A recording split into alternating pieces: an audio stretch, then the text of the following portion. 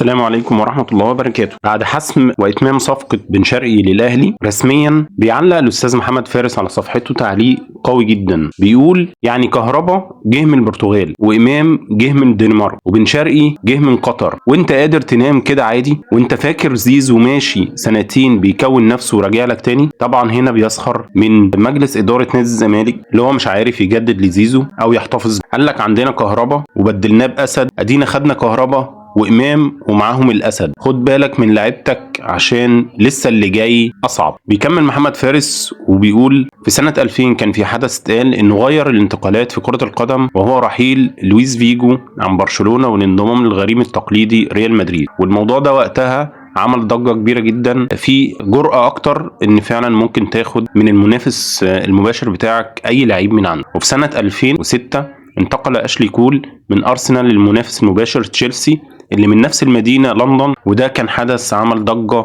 كبيرة برضه. في سنة 2012 بعد مسيرة تاريخية مع أرسنال، قرر الهولندي فان بيرسي الانتقال لمانشستر يونايتد في انتقال تم وصفه بالخيانة. الصفقات دي كلها استثنائية وما كانتش سهلة إن لاعبين يضحوا بجماهيريتهم وتاريخهم عشان يكتبوا تاريخ تاني ويحققوا جماهيرية مختلفة مع نادي مختلف. إنما اللي عمله الأهلي آخر 5 سنين ده إعجاز. كهربا نجم فريق الزمالك بينضم للأهلي في يناير 2020، وعكس ما بيتقال كهربا كتب ما كان سبب رئيسي في دوري أبطال أفريقيا 2023 وحقق 4 بطولات دوري أبطال، البطولة اللي محققهاش الزمالك من 23 سنة. ثم إمام اللي كان مستقبل الزمالك حرفيا، وواحد من أهم المواهب في مصر، بينجح الأهلي إنه يضمه من ميتلاند الدنماركي عشان يكون من أهم التروس في مشروع الأهلي للحفاظ على هيمنة الأفريقية وطبعا المحلية، إلى أن جاء صفقة أشرف بن شرقي أو من يعرف بين قلب الزملكاوية، واللاعب اللي من 6 شهور بس كان حلم كل زملكاوي، فبتقدر تضمه في تحول دراماتيكي